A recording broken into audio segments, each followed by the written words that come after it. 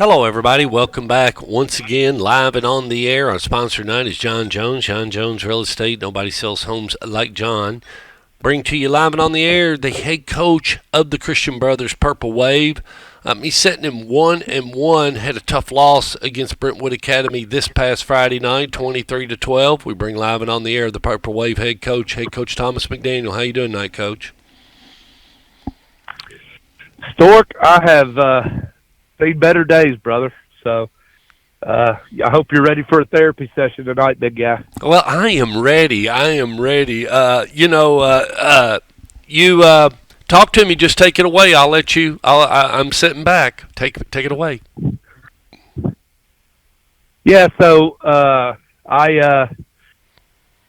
man, I don't know how much I've shared this with you, but my dad has been dealing with a lot of illness the last 7 months. Actually, it was January 28th that he fell and went kind of into a diabetic coma and has been pretty much bedridden since January 28th, in and out of the hospital, in a nursing home for 8-9 weeks. Been back at home most of the summer with full-time care, and went to work Monday morning, got a call that he had gone into cardiac arrest at 7:30 in the morning, and kind of flipped my world upside down for the last 3 days. And so he's still fighting for his life in ICU.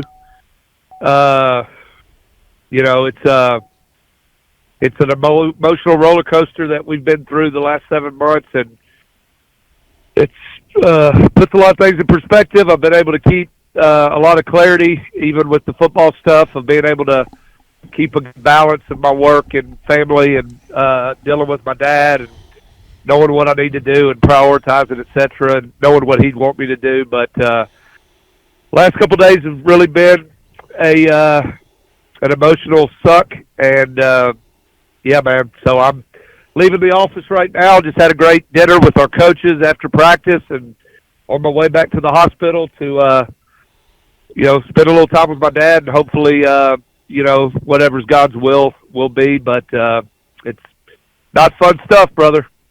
Yeah, and the worst part about it is you probably just said the biggest thing is, and that is God is in control, and you got to give him the steering wheel. As much as you would like to fix it or storm in and tell a bunch of doctors what can we do, or is there medication or whatever it may be, that's the way he wants it, and at the present time he is fully in control, and it's hard to take that in, and knowing we don't know what the end will be, regardless whether it's us or him. Yep, and he's had 70 good years. This last year's not necessarily been great, but he's had 70 good years, and been one of my biggest fans. He's not my biggest fan, and he's been to a lot of my games as a player and a coach. And Friday night football has always been a big part of what made him happy. And he got to get out of his bed and sit in a wheelchair with a couple of his buddies who usually tailgate every Friday at Christian Brothers, and they sat in the den and told stories and probably critiqued all my calls and watched our Brentwood Academy game. So I know that brought him a lot of joy. But it's tough, man. It's part of life, and sometimes you got to put your big boy pants on. And it's not always fair, but this is what it is. I can I think about your dad, and I can't even remember who we were playing, but it was a TV game, and he's on the sideline, and you're coaching, and you were visitor. Maybe you was at Blackman. You was at Blackman, or you was at Blackman? You was at Blackman. Blackman. You was at Blackman. Now Yep. I'm down there with you or something, but he gets caught up. It is the funniest thing. Yep. He's not paying attention, bless his heart. Yep. And you're coaching the game, and so the play discombobulates, works its way toward your sideline. He gets caught up in it. He is actually in on the tackle. I mean, physically, he is Yep. on the ground, rolling around. He's with the football players and the football in the out of bounds. But you couldn't see all this, and then you were doing something, and you were coaching, and this play. I don't know, but someone said, Coach McDaniel, your dad was caught up in that last play, and you said, well, was he hurt? No. Well, tell him to stay off the field. Yeah. Yeah. Yeah, no, I don't think I said stay off the field. I think there was more colorful commentary, but once I knew that he wasn't injured, there was some expletives probably in there somewhere. So he was walking around my last couple of years in Oakland and my first couple of years at CBHS with a cane, and on the sideline is the last place he needed to be. So after that, he spent most of his days in a chair down in the end zone watching the games. But anyway, something he always enjoyed doing, and it's been a big blessing to be able to have him be a part of most of those, and been cool to last couple of years he's had to flip games and go to my game one week and go to my brother's game, but for him to be able to see my brother have success and get to do the same thing with him has been pretty cool to witness as well. So like I said, he's had a great run. He's hard-headed. He keeps fighting, and I keep thinking of that old scene from Happy Gilmore where he's talking to the ball and telling it just to go home, go fall in the hole, go home. And sometimes I feel like I want to whisper him to go on home, but we don't get to choose that. He keeps fighting, and so we're gonna hang in there and fight with him. But it's been a long 48 hours. That's for sure. Well, Judy and I and our entire staff, and of course, Rutherford County, we all love you, Coach McDaniel, and everything, and we'll be thinking about you as you try to proceed with life. Yep. and whatnot, and as someone once told me many a times, dear Lord puts us in positions, but He knows we can withstand it. But that's the reason why He puts us there is to go through it, so that we become better and come out on the other end. So, as we very well know, but 23-12. What happened, Coach? Where are you? That was a big game, and it was 23-13. Okay, but sorry. that doesn't matter. The bottom line is, there were probably 4 really determining plays in the game. When you talk about playing a team like BA, there's only going to be a couple plays that really make the difference. For us, we worked on all week, about defending the play action pass, and I don't know how much I shared that with you because I didn't know if Paul would listen to it or not, but I didn't want to divulge. I'm usually pretty open, but I don't know that I said a whole lot to you about it last week. But they're a big play action pass team. They're kind of live and die by the post over drag. They got 2-3 really good receivers, and we didn't need to give up a post. We gave up a post that we probably worked 85 times last week in practice. George threw a hell of a ball in a really, really tight window in the back of the end zone to hit a post. That killed us. We had a punt block for a touchdown, which obviously anytime that happens, it's not good. That made it 14-0. And then right before half, we went to a nickel package where we had a spy defender on George. He scrambled out, got away from the spy, got 20, 25 yards, and Barones kicked a 59-yard field goal as time went out to make it 17-0. Now, all that to be said, we had a couple, I'd say positive offensive drives in the first half, one of which started with an explosive run for about 35 yards, and we fumbled the ball. So, you can't turn the ball over against a team like that. You can't have a punt block. You can't give up explosive plays, and we did all those in the first half. I thought defensively, with the exception of a couple plays, we defended them pretty well for the most part. Our game plan going in was to basically present an opportunity to tell them that we were going to let them run the ball and we were not going to let them beat us deep over the top. again, with the exception of that one play and a couple third and long situations, we did a good job of that. Uh, we also were able to stop the run, but their presentation is that of a 21 personnel run the football, but that's not really what they are. They look like they're going to run it. They want to play action, throw it, and so we held them to a bunch of field goals. We got it to 23-13 and went for two because we really had some momentum in the fourth quarter with about 5 minutes to go. If we get the 2-point conversion, it's 23-15, and we've got a lot of life. But we didn't convert the 2-point conversion. We had somebody in the end zone, and we dropped it.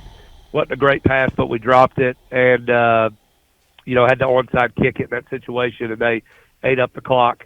But kids fought hard, played very marginally in the first half, fought our butts off in the second half. A lot to learn from, a lot of positives, a lot that we can take and sulk over and complain about, or a lot of things that we can look at and say, we played a good football team. We didn't play very well in spots.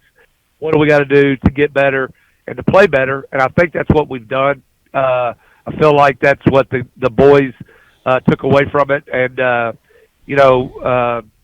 it's a team that we're not that far off from them. And I don't know that I would have said that necessarily right after the game, but looking back on it, take a few plays away and we're in the ball game. But it is what it is. Brentwood played better than us. George is what we thought he was. The two or three receivers are really dynamic players, and they got a good football team. So Paul's got them playing well. They're put together well, and they'll get better as the year goes on. And so it was a good test for us. And at the end of the day, aside from me getting another L in my losing column, it really doesn't have a whole lot of bearing on the overall ending of the season. This was a great opportunity to see where we are and figure out where we can get better. And I think that we're able to do that from an opponent like Brentwood Academy. Well, yeah, and you just mentioned it. Yeah, maybe things didn't turn out the way you wanted, but the game got away from you a little bit, but you didn't. You just didn't crawl up and go in a hole. I mean, you've seen these things spin out of control, and so at least they stuck. Like you said, now let's just force them to become field goal. So I mean, they couldn't. They're not really driving it down your throat and scoring on. So you felt like if we could catch a breaker here, we're back in this thing, and we're competing again. So you just didn't have enough time on the clock and so on and so forth. But the 23-13 score tells you that they're hey guys, it's now, like you said, it's kind of a little bit about you and what you want to do with this game, and whether or not, because like you said, okay, you went for two. Not every football game you're going to go for two, and you're not going to onside kick every football game. Those were both two game time. Right. Getting that stuff in, because what is the last thing you want to do is get in a situation where you have to onside kick, and you've never onside kicked before in a football game. And it's right. you've somewhere along the way, hey, we're going to do an onside kick. Why? Because we got to do it. Why? Well, because if we don't do it, when are we going to do it? Do you want to wait till playoffs and then pull it out? No, yeah, that's not the time to do it. So some things, or go for two, or do something, and maybe a coach may say, Coach McDaniel, when the shoe's on the other foot. But then again, like you said, sometimes it's about what I got to get done on Friday night with my guys in 48 minutes. Yeah, and again, they're a tough opponent, well-coached football team. We did a few things that we cannot do if we're going to be successful against a good football team. And we've got, basically 4 weeks before our first quote-unquote region game, because you have these cross-region games early. But our last four are Briarcrest, MUS, Father Ryan, and Innsworth. And those are the ones that truly are going to make the difference in terms of playoff seeding, et cetera. So, I look again. It's it's good to see where we're at, to figure out where we need to improve. You can learn a lot if you want to learn a lot. I could make excuses or pout or complain. I don't do that. Like, this is where we are. Hopefully we've done a good job of trying to teach them and learn and grow, and hopefully it makes us better in the long run. Well, you catch Hillcrest. They're 1-2, and Coach. Yeah, I mean, they're a young team that's struggling right now, and this is a week for us that, again, learn from the mistakes we made last Friday, work on trying to get better at the fundamentals. At the end of the day, there's a lot of things you look at on film and you go, well, we could have blocked better, we could have tackled better, we could have secured the ball better, we could have pass protected here better, we could have numbered our count on punt better. So it's been a week where we've been able to focus on us and get better at the fundamental things that we need to do. And then, we obviously have another huge test next week with Baylor. So right now it's really more focusing on CBHS and what we can do to get better. And want to point out, Baylor is the number one team in the state, regardless of what classification. They are top dog. So you're definitely right. You got to do everything you can to get ready, not only and play sound ball against Hillcrest, but always keep looking down the road because you got other things and don't want to think about that. But at the same time, they are. I mean, they're 16-year-old kids. You can say, don't think about that. Well, they are. It's just, it is who they are. Yeah, no, they are. Yeah, they are. And I told them that after the game on Friday. Like, you could not talk about it, and they can talk about it, or you can talk about it and try to explain to them the right way. Like, we have 4 weeks to try to be playing our best football right before fall break. And so, the 4 games that really matter for us are at the back end of our schedule, and that's when we've got to play our best. And so, I want us to go out and execute well Friday, and I want to drive to Chattanooga and give them a hell of a fight.